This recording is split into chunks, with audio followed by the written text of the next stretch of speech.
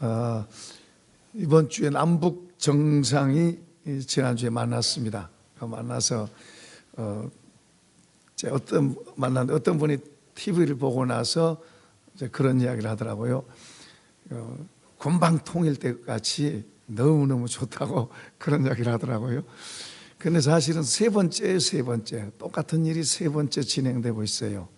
세 번째 진행되고 있는데 다 저쪽에서 어겨가지고 저쪽에서 트집 잡아가지고 어겨가지고 다 바꾼 거예요.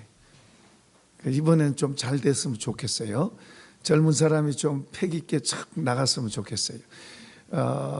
그리고 이제 또 한 가지는 이렇게 남북 정상이 이렇게 된 것도 미국의 트럼프 대통령이 워낙 강하게 이제 경제 제재 조치를 하고, 그래서 실상 너무 어렵죠. 저쪽이 어렵죠. 그리고 이제 그냥 두면은 전쟁 공격한다고 그러니까 그 말이 뭐 빈말이 아니니까 그냥 계속 가면 공격 분명히 받습니다. 그러니까 뭐 안 할 수가 없는 그런 상황이 된 거죠. 된 건데 우리가 너무 막 기대를 갖고 막 그럴 게 아니라 특히 우리 믿는 사람들은 기도 많이 하셔야 돼요. 예를 들어서 남북이 이제 막 자유왕래하고 남북이 하나 돼서 통일됐다고 합시다. 그런데 북한에서 가장 요구하는 게 뭔가 하면은 미군 철수하는 거예요. 중국에서도 요구하는 게 미군 철수예요. 우리나라가 만약에 미군 철수하면은 북한과 중국은 비슷한 성향을 갖고 있어요. 우리나라 한 반절은 북한과 비슷한 성향을 갖고 있어요. 이게 그렇게 되면 어떻게 되겠어요? 그러니까 북한에 의해서 통일되면은 안 돼요. 우리 믿는 사람은 정신 바짝 차려서 기도 많이 하고 통일되는 것 참 감사하죠. 우리가 기도했으니까 그 통일되는 것도 중요하지만은 우리가 신앙의 무장을 잘해서 열리면 저쪽 동네에 가서 복음 전하고 교회 세워지고 사람이 예수 믿는 사람으로 바뀌어야 돼요. 공산주의 사상은요, 목적을 위해서 사람은 얼마든지 죽어도 괜찮아요. 이게 공산주의 사상이 무서운 거예요. 기독교는 하나님 믿는 사람들은 사람 한 사람 한 사람 생명이 천하보다 귀중한 거예요. 귀중한 거예요. 그러니까 저번에 제가 한번 이야기했잖아요. 4천만 소련이 4천만이 그 공산 정권을 위해서 죽이고 그랬잖아요. 어쨌든 생명을 귀하게 여기지 않아요. 그리고 어떤 정조 관념이나 이런 것보다도 목적을 위해서 뭐든지 다 당에다 바쳐야 된다고 생각하는 거예요. 무서운 거예요. 그런 식으로 통일이 되면 통일 안 된 게 나아요. 그러니까 그런 걸 조심해야 돼요. 그러니까 우리는 어쨌든 우리 모두가 다 그리스도인의 정신으로 무장되고 예수로 무장돼서 통일되면 저쪽에 복음 전해서 사람들이 바뀌어지고 또 교회들이 많이 세워져야 돼요. 원래는 저 평양에가 교회가 많았습니다. 평양이 예루살렘이라 할 정도로 북쪽이 더 훨씬 교회가 많았습니다. 그런데 공산당이 들어와 가지고 교회가 다 이제 무너지고 남쪽으로 내려와서 이제 남한 쪽이 많이 교회가 커진 거죠. 그러니까 하늘 문이 북쪽에는 닫아지고 그래서 굶어 죽는 현상이 나고 남쪽에는 하늘 문이 열려서 복을 많이 받았어요. 복을 많이 받았는데 우리가 조심해야 돼요. 우리 그 남한 정부가 수립될 때 이야기를 잠깐 하겠습니다. 한 100년 전에 미국 선교부에서 젊은 부부 선교사 프랭크 윌리엄스 부부가 파송돼서 충남 공주에서 전도 활동을 했습니다. 선교 활동을 했어요. 아들을 하나 낳고 2딸 낳는데요. 아들 이름이 우광복입니다. 우광복. 우리나라가 하나 돼서 잘 되게 하려고 그렇게 이름을 지었습니다. 이 우광복이고 또 이제 2딸 낳았는데 남편 선교사님이 장티푸스에 걸려서 죽었어요. 그리고 2딸도 죽었습니다. 부인이 미국으로 돌아갔다가 2년 만에 다시 돌아와서 47년 동안 사역을 했습니다. 그리고 지금 이제 저 공주 영면동산에 묻혀 있습니다만은 우광복이 아들이 중학교까지 여기서 나오고 그리고 미국에 갔다가 다시 한국에 왔습니다.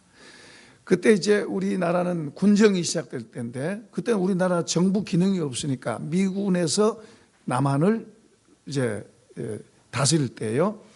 그때 하지 중장이 이제 영향력 있는 사람인데 하지 중장이 이제 영어를 잘하고 또 어떤 사람 찾는 중에 여기 이제 우광복이를 이제 선택한 거예요. 그리고 이 우광복에게 남한 정부를 위해서 일할 사람 50명을 이제 선정해 달라고 그랬습니다. 그 어머니, 그러니까 윌리엄스 선교사님이 48명을 추천을 했습니다. 다 기독교인들이죠. 믿음이 신실한 그리고 좋은 기독교인들이에요. 그래가지고 대한민국 정부가 이제 수립이 되고 그 이제 요직에 들어가서 문교부 장관으로 들어가서 기독교인 들어가니까 미신타파를 하고요. 국방부 장관이 되니까 군대 안에 국목제도를 만들었습니다. 지금은 이제 다른 종교에서 다 들어와 있지만은 여기 경찰 경목 같은 경우에도 원래는 교회만 있었어요. 목사들만 있었어요. 그런데 지금은 이제 경승도 오고 뭐 다른 데도 다 들어와 있습니다만은 맨 처음에 재헌국회 때 이승만 위원장이 사회를 하고 그 믿는 국회의원들이 많은데 재헌국회 때 이제 이승만 위원장이 기도를 시킵니다. 이윤영 의원에게 여기도 크리스찬이에요. 기도를 시켜요. 재헌국회가 기도를 하면서 시작됐어요. 거기 내용 이런 내용이에요. 이 우주와 만물을 창조하시고 인간의 역사를 섭리하시는 하나님이시여 이 민족을 돌아보시고 축복하셔서 감사에 넘치는 오늘이 있게 하심을 주님께 저희들은 성심으로 감사드립니다. 피폐해서 전쟁으로 피폐해졌던 나라가 이제 그래도 나라 정부를 수립하게 된 것에 대해서 이제 감사하는 내용이죠. 중략하고요. 하나님이시여 이로부터 남북이 둘로 갈리어진 이 민족의 어려운 고통과 수치를 신원하여 주시고 우리 민족, 우리 동포가 손을 같이 잡고 웃으며 노래 부르는 날이 우리 앞에 속히 오기를 기도하나이다. 이런 기도를 했어요. 재헌국회 때. 대한민국 정부 수립할 때 처음 할 때 말이에요. 이게 국회에 다 기록되어 있어요. 이렇게 시작된 나라고 계속해서 기독교인들은 하나 되기 위해서 기도했습니다. 우리도 늘 통일되게 기도는 하죠. 그러나 이 통일되는 것이 아무렇게 돼서는 안 되고 하나님의 사랑 안에서 기독교 정신으로 그래야 사람을 귀하게 여기고 그래야 하나님이 복을 주시고 남북이 하나 돼도 번영하게 할 줄로 믿습니다. 그러니까 우리의 기도는 남북이 하나 돼서 하나님을 잘 섬기고 그리고 하나님이 축복하셔서 세계에 복음을 전하고 영향력을 끼치는 그런 나라가 되게 해달라고 그렇게 기도해야 돼요. 만에 하나라도 통일돼 가지고 잘못되게 돼서 예를 들어서 중국의 압력을 받고 그리고 이제 미군은 없어지고 도와줄 미군은 없어지고 중국의 압력을 받고 공산주의적인 그런 상황으로 지금 중국이 더 공산화하잖아요. 공산당으로 더 돌아가잖아요. 시진핑이가. 그런데 그런 공산당식으로 통일이 되고 우리 한국이 잠식돼 버리면은 통일 안 된만 못하는 거예요. 저 월남 봤잖아요. 월남. 월남에 전에 한번 갔는데 거기 이제 총회장 되신 분이 그런 이야기를 하더라고요. 공산화 되기 전에 예배가 이렇게 소중한지를 몰랐대. 예배를 마음대로 못 드려요. 이제 집회 자유가 없으니까 모이면 감시당하고 뭐 수많은 사람이 죽었잖아요. 그리고 예배를 못 드리니까 이제 결혼식 때 초상 나면은 그때 허용을 하는 거예요. 그때 허용을 하면 사람들이 모여. 그리고 이제 다 끝나고 나면 이제 예수 믿는 사람들 몰래 방문 걸어 잠고요. 찬송 부르고 그때 한번 예배 드린다는 거예요. 그러면서 예배 드리는 것이 그렇게 감사하고 그렇게 좋은 줄을 그때는 몰랐대요. 그렇게 되기 전에는 몰랐대요. 그냥 오늘 우리 그런 좋은 예배를 마음껏 드릴 수 있는 감사하십시다. 하나님 앞에 예배 드리는 게 엄청난 특권이고 복이에요, 복. 한번 합시다. 나도 복이다. 그러고 예배 드려요. 우리 하나님 앞에 예배 드리는 거, 이것을 소중하게 여기고요, 귀하게 붙잡고 하나님 앞에 나와서 예배 드리고 하나님의 말씀을 듣고, 이게 정말로 귀한 거예요. 이걸 절대로 포기하지 말고 바꾸면 안 돼요. 바쁘다고 바꾸고 그러면 안 돼요. 어떤 일이 있어도 이 예배를 중요하게 여기고 갈 때 하나님이 붙들어 주시고 하나님이 복을 주시고 하나님이 길을 인도하시고 그렇게 하는 거예요. 그러니까 우리가 어려워도 힘들어도 어떤 일이 있어도 예배의 중심으로 가는 거예요. 옛날에 초대교회 때는요, 초대교회 때는 그 박해를 받으니까 지하 무덤 속에서 예배를 드렸습니다. 지하 무덤 속에서. 그렇게 예배를 드리고, 거기서 성찬식을 하고, 그렇게 하나님께 기도하고, 그랬던 그 기독교. 로마 국가에서 볼 때, 로마라고 하는 국가가 볼 때, 기독교는 여러 종교 가운데 하나 조그만한 거예요, 조그만한 거. 그런데 이 기독교가 로마를 뒤집어 엎어주고, 로마를 지배한 줄로 믿습니다. 이게 역사예요. 로마가 기독교를 박해해서 없애려고 그렇게 해도 나중에는 로마가 기독교 국가가 되어버린 거예요. 하나님 살아계십니다. 예배를 중요하게 여기고 하나님 앞에서 하는 것을 귀하게 여겨야 돼요. 자, 이제 이런 우리나라가 지금 이렇게 된 거, 지금 여기 우리가 이렇게 지금 남한이죠. 이렇게 된 게 여기 일리암스 사모님, 그 선교사님, 남편도 잃고 자식도 잃었지만은 포기하지 않고 다시 와서 헌신하는 그 헌신으로, 누가 추천했겠어요? 우광보기가 했는데 그 어머니가 이야기한 거죠. 그런 헌신을 통해서 그 하나의 미랄이 된 그것 때문에 우리나라가 일어난 거예요. 그런 걸 우리가 간과해서는 안 돼요. 물론 이 사람만 한 건 아니지만은, 많은 사람이 있지만은 그런 미랄들을 우리가 귀하게 여겨야 돼요. 자, 오늘 본문에는 보면 요셉의 이야기가 나옵니다. 요셉의 이야기가 나오는데요, 요셉의 형편을 보면 참 억울할 것도 같아요. 억울할 것 같아요. 지금 장면만 조금 연출을 해보면은, 지금 그는 죄 안 지려고 하다가 지금 감옥에 들어왔습니다. 죄 안 지려고 하다가 감옥에 들어왔어요. 그가 이런 게 뭡니까? 그 노예로 있다가 그 지배에서 인정받아서 이제 가정총무가 됐어요. 어느 정도 자기 위치를 갖고 있어요. 그런데 그것 다 잃어버렸어요. 뿐만 아니라 주변의 사람들에게 아주 수치스러운 이야기를, 주인 겁탈하려다가 감옥에 들어갔다. 저 죽어도 싸지. 지금 여기는 사형수가 들어가는 감옥이에요. 죽어도 싸지. 그런 못된 짓, 그 주인 은혜도 잃어버리고 그런 못된 짓 하다가 저렇게 됐으니 죽어도 싸지. 얼마나 주변 사람들에게 부끄러워요. 수치스러워요. 우리들 가운데서도 주변 사람들을 의식하고 수치스러워하는 일들이 참 많아요.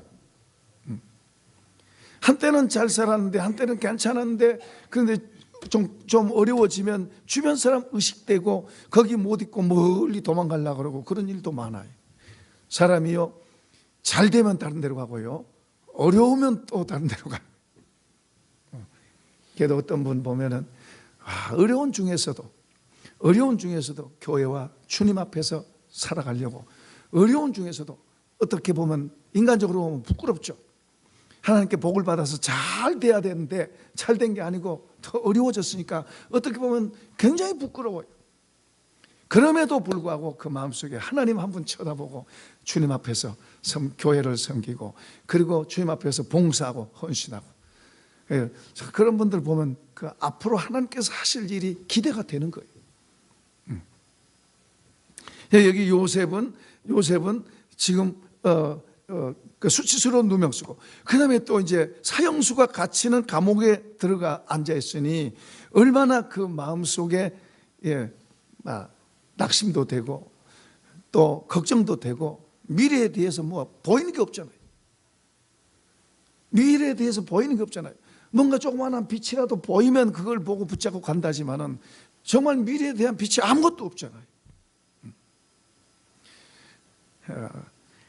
우리가 사람이 환경이 어려워지면 마음속에 걱정이 나오고 염려가 나오고 불안이 나오고 그러다 보면 불평이 나오고 내가 왜 이렇게 되냐, 누구 때문이다, 또 뭐 때문이다 그러면서 불평도 나오고 불만도 나오고 뭐 이런 게 나오는 거예요. 걱정, 염려 이런 게 막 밀려오기 시작하면은 그러면서 이제 반사적으로 막 불평도 나오고 원망도 나오고 그리고 막 말도 함부로 나오고 그럴 수 있는 거예요.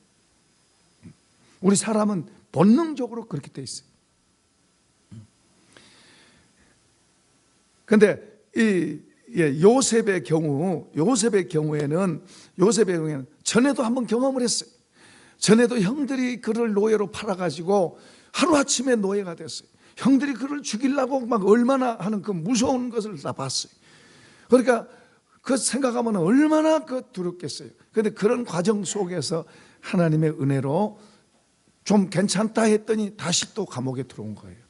그러니까 요셉에게는 상처도 크고요, 굉장히 아픔도 크고요, 뭐 집의 형들에 대해서도, 그리고 또 이제 자기는 잘 했는데 무엇보다 믿고 의지했던 하나님께 대해서 사람이 어려워지면은 사람한테 불평도 하지만은요, 하나님 믿는 사람은요, 하나님 앞에 이제 시비 걸어요.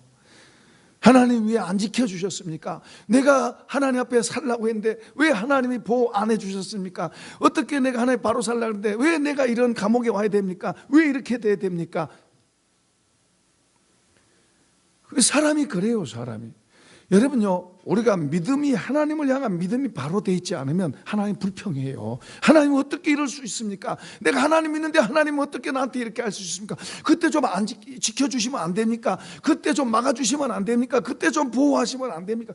그래요, 우리는 그런다니까요. 김 목사도 힘든 일이 오면요, 그런 마음이 삐끗삐끗 이렇게 삐져나와요. 그렇게 삐져나온다니까요. 근데 요셉에게도 그런 마음이 왜 안 왔겠어요, 사람인데. 근데 그런 마음이 삐져나온다고 그것에 붙잡혀서 그것에 휘둘리고 그 불평에 휘둘리고 불만에 휘둘리고 또 두려움에 휘둘리고 그런 게 아니고, 그는 그런 게 삐져나와도 그런 걸 누르고 하나님을 믿고, 주님 나는 믿습니다. 나는 그래도 주님을 믿습니다. 한번 해봅시다. 나는 그래도 주님을 믿습니다. 그래도가 먼저 돼야 될 것 같아요. 그래도 나는 주님을 믿습니다. 여러분, 이 말이 굉장히 중요한 말이에요. 놀라운 믿음의 고백이. 이런 상황이 악순환이 돼서 이렇게 돼가지고 앞이 깜깜한 이리 쳐다봐도 저리 쳐다봐도 위를 쳐다봐도 하나님도 안 계신 것 같아요. 그런 상황이 되면. 그러니까 이 속에서 이제 별게 다 나옵니다. 이런 게 삐져나와요.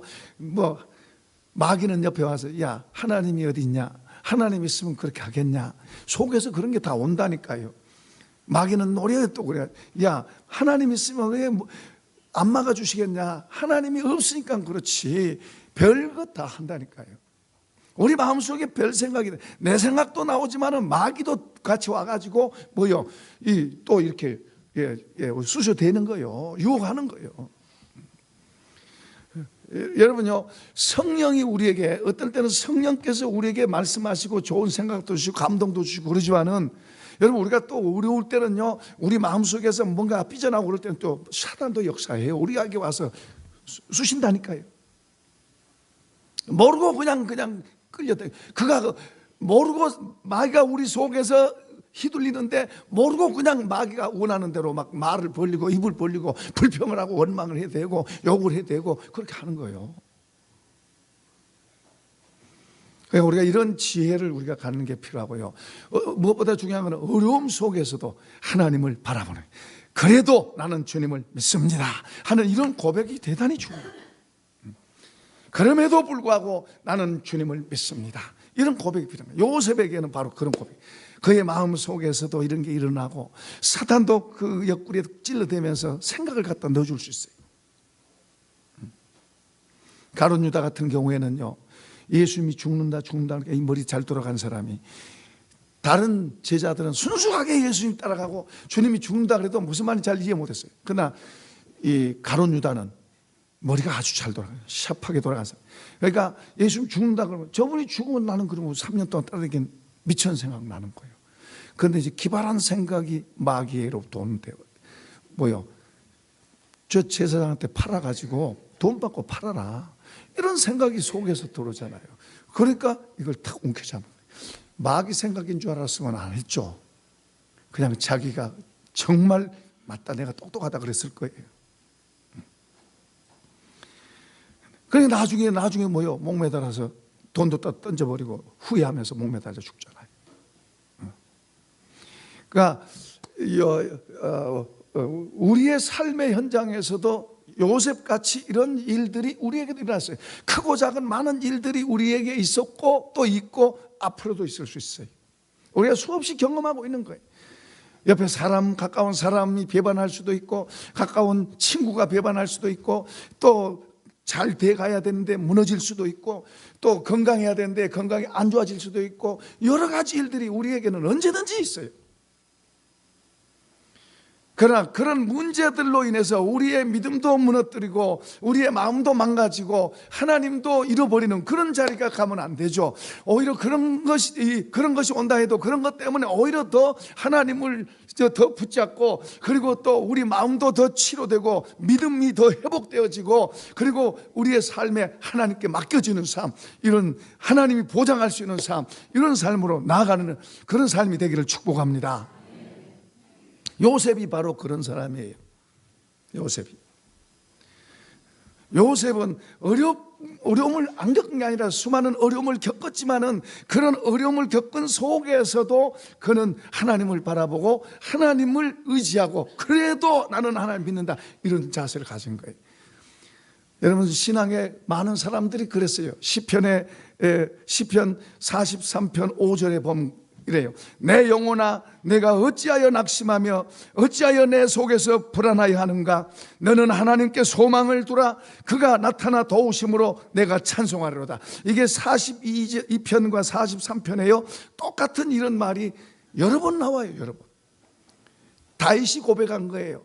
힘들고 어려울 때, 어렵고 힘들 때, 그때 마음속에서 별 생각이 다 나올 수 있어요. 낙심도 되고 이러고, 그렇다고 하나님이 눈에 보인 것도 아니고, 하나님이 여기 있다고 금방 또 말씀해 주신 것도 아니고, 고난의 때는 또 하나님 또 침묵하실 때가 있어요. 하나님이 달아보시려고 하는 거니까 침묵하시는 거예요. 그러니까 하나님이 내가 고난당할 때 바로 야 걱정 말라고 손 딱 잡아주시면 얼마나 좋아요. 우리는 그러기를 바라지만 하나님은 또 다른 의도를 갖고 계세요. 그래도 너가 어떻게 하는지 보고 계시고, 그러니까 우리가 너무 싸면, 우리가 너무 이게 가벼우면 쉽게 불평이 나오고 불만이 나오고 원망이 나오고 낙심이 나오고 그러지만, 하나님은 그렇게 가볍게 살지 말고 우리에게 때로는 문제를 주시고 때로는 어려움도 주시는 것은 우리로 그런 걸 통해서 하나님을 더 의지하는 걸 배우고 그래서 주님을 더 힘으로 삼고 그분을 더 의지하라고. 바울 사도는 이 비밀을 알기 때문에요, 그런 고난을 자원해서 갔어요. 자원해서. 일반적으로 사람은 고난을 다 피해서 가지만은 바울은 자원해서 갔어요. 자원해서. 뭘 얻기 위해서요? 그 사람들이 겉에서 볼 때는 바보 같다 그러는지 모르지만은 바울 사도는 자원해서 그 고난을 자원해서 가면서요, 뭘 얻어요? 주님을. 그것을 우리에게 가르치고 있어요. 그걸 우리에게 가르치고 있어요. 우리도 그걸 배우라. 고난당하면서 불평이 나고 그러고 낙심이 나고 그러고 치다가면 손해 많이 보는 거예요. 고생해서 손해 얻은 게 없어요. 그러니까 우리가 고난 속에서 주님을 붙잡고 믿음을 지키고, 그리고 믿음으로 한 단계 더 업그레이드 된다면은 그것은 고난을 받을 가치가 충분하게 있는 거예요. 믿음을 얻는다는 말은 하나님을 얻는 거예요. 하나님을 내 편으로 만드는 거예요. 할렐루야. 모든 게 그분으로부터 되어지고 모든 게 그분으로부터 나오는 거예요. 이런 지식을 아무나 갖는 건 아니에요. 이건 저 사람이 그랬고 저건 저 나쁜 사람이 그랬고, 그러나 정말 하나님을 믿는 사람은 모든 게 크고 작은 모든 게 하나님 주권으로 인정하고 그분 앞에서 문제를 풀어가는 거예요. 그런데 그런 지식을 믿는다고 해서 다 갖는 게 아니에요. 어떤 사람은 저 사람이 그랬고 누가 그랬고 뭐가 그랬고 그러고 불평하고 미워하고 그렇게 하는 거예요. 우리가 그런 데서 건져져야 되고 그런 데서 올라서야 될 줄로 믿습니다. 모든 게 하나님께로 오고 그분 앞에서 내 문제를 생각하고 정리하면서 내가 잘못한 건 회개하고 부족한 것은 또 하고, 그러면서 그분 앞에 더 우리 자신을 세워가고 그분 앞에 세운단 말은 그분 자체를 더 우리가 얻는 줄로 믿습니다. 그분을 얻어야, 그분이 우리의 힘이 돼야 그 어떤 상황 속에서도 이길 수 있는, 그래서 성경 말합니다. 우리의 믿음이 세상을 이긴다고 말하잖아요. 그러니까 그런 믿음의 길로 우리 자신을 자꾸 만들어가고 그걸 바라보고 가야 돼. 그러니까 이런 걸 아는 사람은 이제 바울처럼 고난도 도전하고 갈 거예요. 구약의 믿음의 사람들, 다윗 같은 그런 믿음의 사람들에게도 이런 고난이 오고 문제가 오고, 그래서 그 마음이 낙심됩니다. 염려됩니다. 그 마음이 불안해합니다. 그러니까 그러잖아요. 내 영혼아 내 속에서 왜 불안해하는 거, 이제 자기한테 말하는 거예요. 너 왜 내 속에서 불안해하냐, 너 왜 그렇게 낙심하냐, 자기한테 말하는 거예요. 여러분이 마음속에서 불평이 날 때, 여러분 마음속에 낙심이 될 때 여러분이 그래 보세요. 야, 너 왜 불안해하냐, 왜 그것 때문에 너 낙심하냐, 누구한테 말하는 거예요? 자신한테 말하는 거예요. 자신한테. 바울도 그랬어요. 자신한테 말한 거예요. 왜 그것 때문에 낙심하냐, 너 왜 그것 때문에 불안해하냐, 왜 그것 때문에 염려하냐, 너 하나님을 의지해라, 나는 하나님 의지하겠다. 지금 자기한테 말하는 거예요. 나는 하나님 의지하겠다, 나 하나님 바라보겠다. 오늘 우리 삶 속에서 때로는 안 좋은 게 일어나면은, 야, 너 지금 뭐 하고 있니? 너 지금 뭐 하고 있어? 너 너 그렇게 하면 너 망해. 너 그러지 말고 하나님 바라봐, 하나님 바라봐. 옆에 사람한테 하는 게 아니에요. 누구한테 하는 거예요? 자기한테 하는 거예요, 자기한테. 하나님 의지해, 하나님 바라봐. 지금 다윗이 그렇게 말한 거예요. 내 영혼아, 내가 어찌하여 낙심하며 어찌하여 내가 내 속에서 불안해 하느냐. 내가 하나님을 바라봐라. 나는 하나님을 바라보겠다. 자기한테 지금 자기가 말하고 있는. 자, 요셉의 삶에서도 그런 일이 일어나지만 요셉은 그런 것을 치지 않아요. 불평하고 원망하고 누구 때문이고 그러면서 이제 하나님 왜 내가 바로 살라고 그랬는데, 내가 죄 안 지려고 바로 했는데 왜 나를 억울하게 이런 데 갖다 넣습니까? 그렇지 않았어요. 그런 생각은 일어날 수 있겠죠. 사람인데. 그런 생각이 안 일어난다면 사람이 아니죠. 그러나 우리 모두 그런 생각이 일어날 수 있어요. 김 목사도 어떤 때는 속에서 씨름하고 그런 막 씨름할 때가 있어요. 그러나 하나님 이름으로 승리하십시다. 우리 입에서 불평이 나고 원망이 나가고 욕이 나가고 저주가 나가고 그러면 안 돼. 우리는 오히려 더 그래도 하나님을 붙잡고 하나님을 바라보는 믿음의 고백을 하십시다. 요셉이 그거예요. 그러니까 하나님께서 도우셨어요. 그러니까 하나님 도우신. 보디발의 집에 있을 때도요, 보디발의 집에 있을 때도 그런 비슷한 걸 경험합니다. 처음엔 더 심했을 거예요. 그건 직접 형들이 그랬잖아요. 다른 사람도 아닌 사랑하는 형들이 그들을 도와주러 왔는데, 그 형들이 늘 날마다 보고 웃고 같이 있던 그 형들이, 같이 밥 먹던 그 형들이 자기를 죽이려고 그랬어요. 그러다가 이제 한 형이 제안을 해서 파는 거지. 물론 배후에는 이제 하나님의 큰 뜻이 있겠지만은, 어떻든 사람은 그런까지 잘 모르잖아요. 어쨌든 그 안에서 그렇게 얼마나 억울했겠어요. 얼마나 힘들었겠어요. 얼마나 속에서 악이 나오고 두려움도 나오고 불안도 나오고, 이제는 살 가치가 없을 정도로, 어디도 발붙일 데가 없잖아요. 가치가 없을 정도로 죽고 싶은 마음이 왜 안 들었겠어요. 그런 속에서도 견디고 이기는 경험이 지금 이 감옥 속에서도 견디고 이길 수 있게 하시는 줄로 믿습니다. 그렇게 하나님 앞에서 그런 것들을 이겨내고 주님을 바라보고 이겨내니까 하나님께서 그를 도우신 거예요. 우리 모두 예수 믿는다는 건요, 축복의 땅에 있는 거예요. 저주가 아닌 축복의 땅에 있는 사람들이.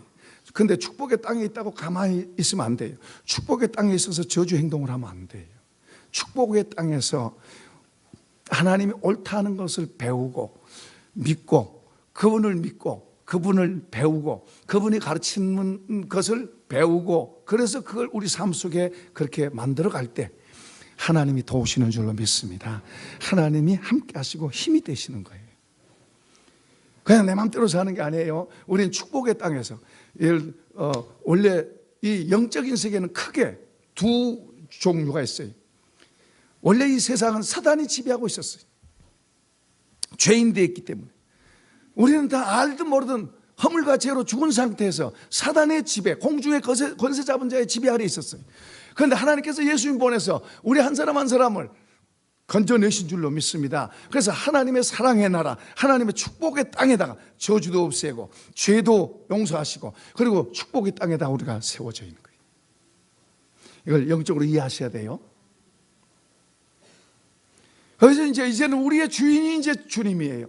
그리고 그분의 가르침과 교훈을 받아들여서 배우고 그것을 받아들여서 우리가 살아가면 그게 바로 하나님의 영역 안에서 그분으로 이제 살아가는 삶이 되는 거예요.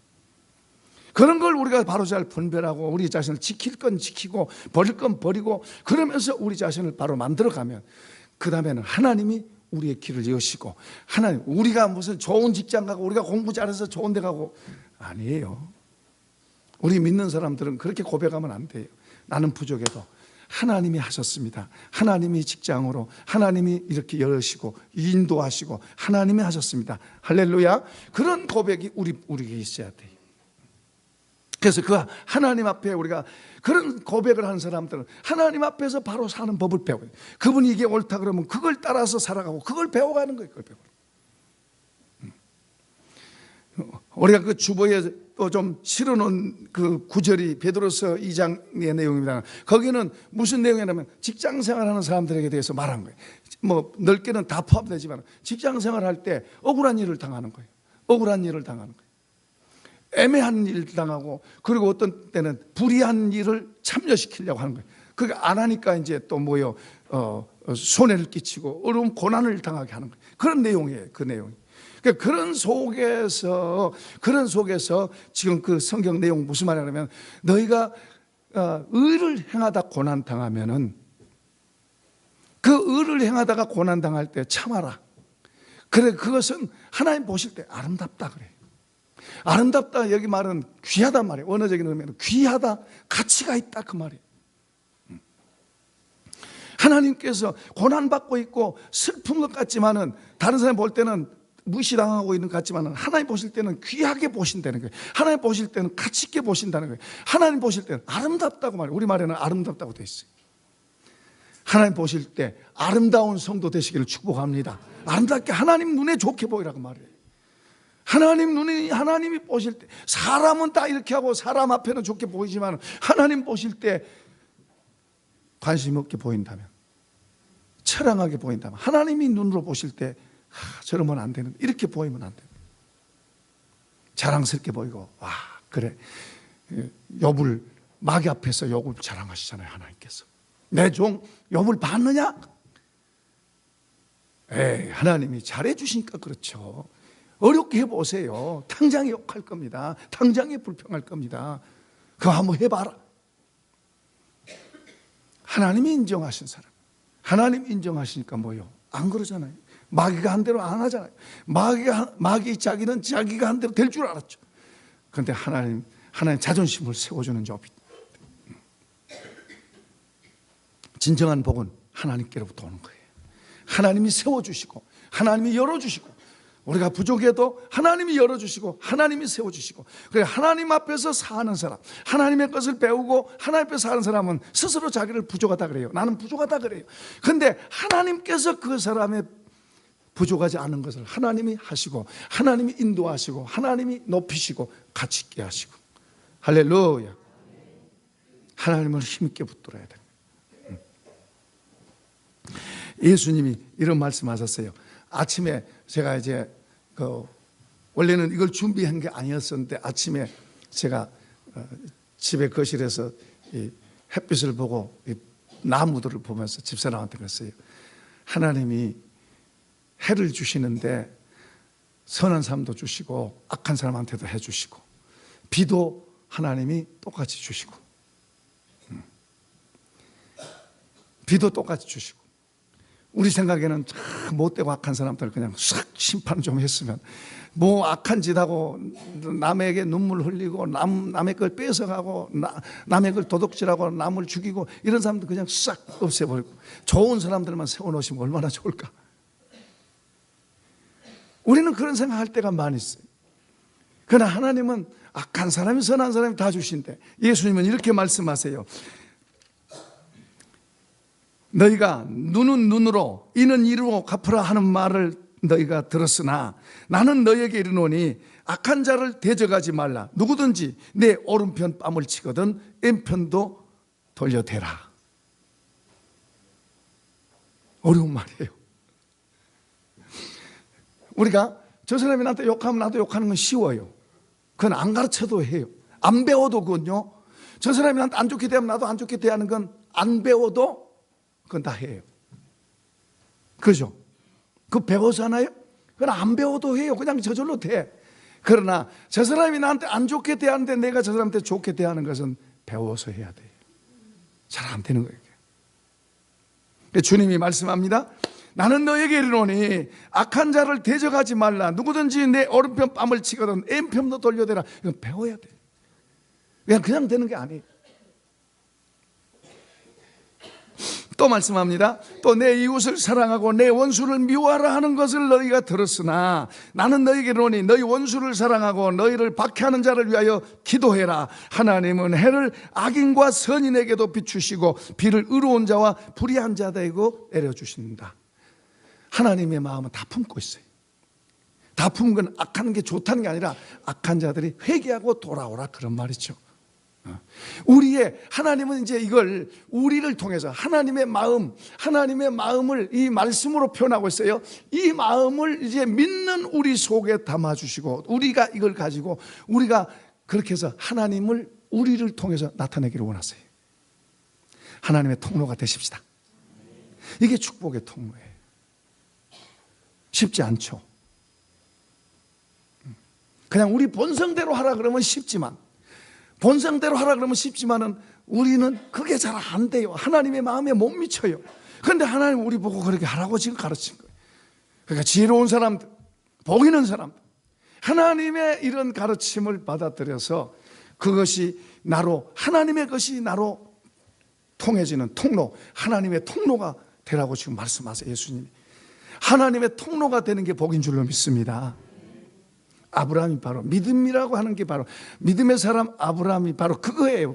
축복의 통로, 하나의 복의 통로. 너는 복이다. 너로 인해서 모든 족속이 복을 받고 그거예요. 이제 예수님을 통해서 이제 그렇게 가는 거예요. 그게 믿음이라고 하는 방법으로 되어 있는데요. 그 믿음이 뭐예요?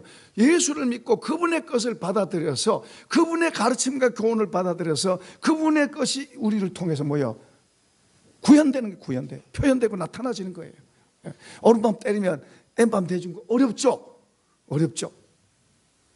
다른 사람이 나 비난만 해도 발끈 막 밤잠을 자니 못 자니 그럴 정도인데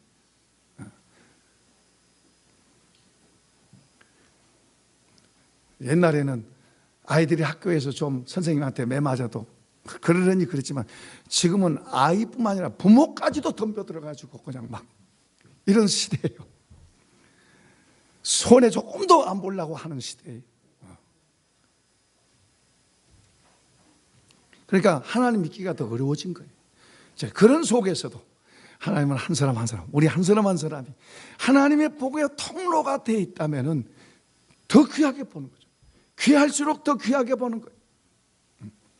옛날에는 부모에게 효도한 사람이 많았어요. 그래서 효부상 주고 그런 게 없었지만 오늘날은 효부상 주고 그래, 효부상. 근데 그건 귀하니까 그러죠. 우리의 삶의 현장 속에서 주님의 가르침과 교훈을 바로 잘 받아들이고 그것이 나를 통해서 표현되어지고 나타나지고 이웃에게 전해지고 세상에 전해지고, 그리고 이것이 점점 넓게 퍼져가게 하는, 그게 영향력 있는 사람이에요. 믿음이라고 하는 게 바로 그거예요. 그분을 믿으니까 그분의 것을 받아들여서 그렇게 나타내고 사는 삶, 이런 삶이 될 때 나의 것은 점점 작아지고 주님의 것으로 채워지고, 주님의 것이 점점 채워져서 그렇게 나타날 때 주님이 그런 사람들을 붙들고 쓰시는 거예요. 그게 요셉이고 다윗이에요. 다니엘이고. 근데 우리 이렇게 하나님을 받아들여서 하나님을 펼쳐내고 하나님을 표현해내는 이것보다도 우리 관심이 자꾸 눈에 보이는 게만 더 있고 이거에만 침을 흘리고 있으면은 진짜 중요한 주님을 놓치게 돼요. 진짜 중요한 주님을 놓치게 돼요. 정말 주님 때문에, 주님이 말씀하셨는데, 주님이 사랑하라고 용서하라고 그랬는데 용서하지 못하고 미워하는 내 모습을 보고 울고 애통해하고 그래야 되는데, 그거에 대해서는 무감각하고 뭐 하나 좀 이거 하나 조금 더 내가 내 건데 이거 하나 잃어버리면 이것 때문에는 애통해하고 이것 때문에는 슬퍼하는 그런 마음을 가지면 어떻게 그게 하나님 마음을 감동하겠어요?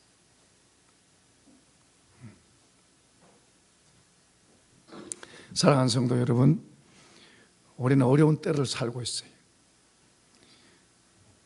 우리는 사방을 쳐다보면 다 불안하고 걱정스러운 게 많아요.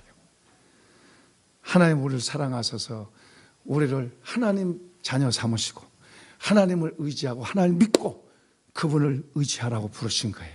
그분을 의지한다는 것은 내가 말로만 한 게 아니고, 그분을 믿는다는 말은 그분의 가르침과 교훈을 하나하나 배워서 그것을 마음속에 새기고 담고 품고, 그리고 이것이 이제 우리의 삶의 현장에서 이게 나가기를, 이게 나가는 거예요.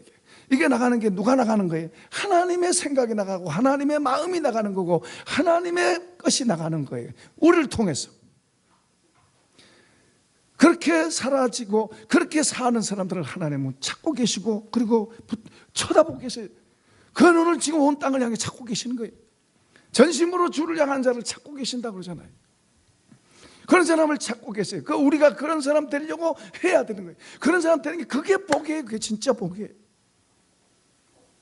그런 마음을 가지는 게 그게 쉽지가 않잖아요. 우리 마음이 그렇게 안 생겼기 때문에 안 쉬워요. 그래도 우리가 겸허하게 우리 자신을 낮추고, 주님 내가 부족합니다, 가르쳐 주세요. 그리고 그것을 붙잡고 주님이 이렇게 말씀하는, 그래요 어렵지만 제가 믿습니다. 마음으로 우리가 믿어요. 주님을 믿습니다 한 것처럼 주님이 말씀한 것을 믿습니다 그러고 마음으로 받는 거예요. 그 마음으로 받아서 품고, 잘하고 못하고는 그 다음 일이고, 주님이 말씀하신 말씀 마음속에 품고, 주님 나는 이걸 잘 못하는데 주님 도와주세요. 나는 성질나서 성질 잘 내고 또 미운 사람 용서 잘 안 됩니다. 그러니 주님 이거 나한테 맡기지 말고 주님이 하라고 그랬는데 이걸 마음속에 품고 고민하는 거예요. 품고 주님 도와주세요. 도와주세요. 우리 예수님도요, 하나님이 십자가 지고 가라고 그러는데 십자가 지는 게 너무 어려우니까 기도하시잖아요. 땀방울이 핏방울이 되도록 주님 도와주세요. 이거 할 수 있도록 도와주세요. 이거 안 하면 안 되겠습니까?